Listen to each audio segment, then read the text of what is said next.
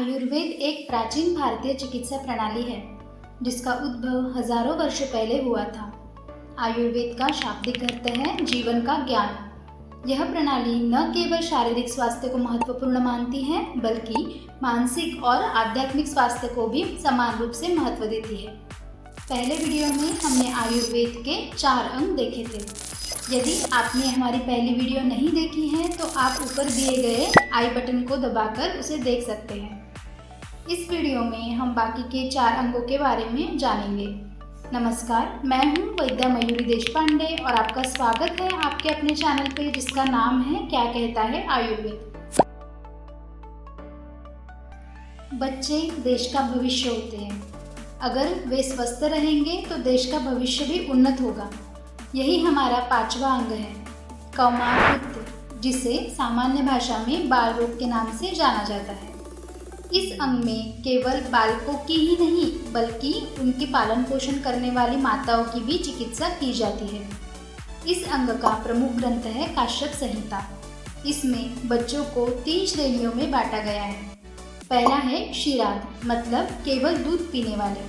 दूसरा है क्षीरान्नाद, मतलब दूध और अन्य खाद्य पदार्थ का भी सेवन करने वाले। तीसरा है अन्नाद, मतलब केवल भोजन लेने वाले। इन अवस्थाओं में होने वाले रोगों और उनकी चिकित्सा का विवरण भी दिया गया है। छठे महीने से फलों का रस और 1 साल की उम्र में भोजन लेने की सलाह दी गई है।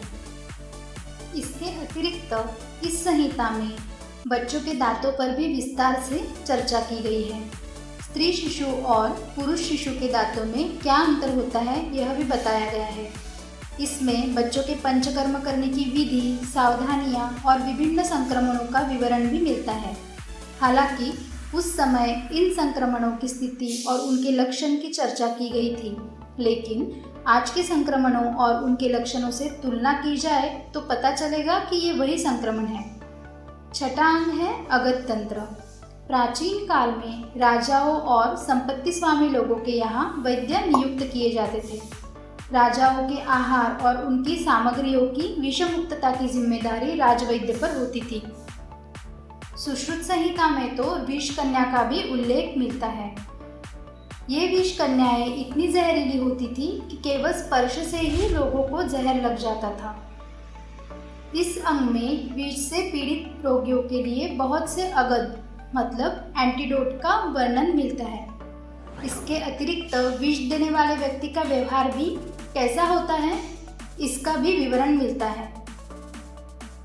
अगला अंग है रसायन। रसायन यह 3 प्रकार का होता है, आहार, विहार और आचार। जिस शाखा में आहार, विहार और आचार के माध्यम से शरीर की ताकत बढ़ाई जाती है और शरीर की रोग प्रतिकारक शक्ति को मजबूत किया जाता है उसे रसायन तंत्र कहा जाता है। ये तीनों ही बहुत महत्वपूर्ण है। यदि आप रोजाना सुवर्णयुक्त रसायन का सेवन कर रहे हैं लेकिन आपका विहार ठीक नहीं है, जैसे कि सुबह 10 बजे उठना और 3 बजे खाना खाना, तो रसायन के जो प्रभाव होने चाहिए वो नहीं होंगे। यदि आप रसायन के बारे में और जानकारी प्राप्त करना चाहते हैं तो ऊपर दिए गए आई बटन पर क्लिक कीजिए। आयुर्वेद संहिताओं में बहुत प्रकार के रसायनों का वर्णन मिलता है। रोग के अनुसार भी रसायन वर्णित किए गए हैं। उदाहरण के लिए जो हम हमेशा खाते हैं च्यवनप्राश अवलेह, वो भी रसायन ही है। अगला अंग है वाजीकरण।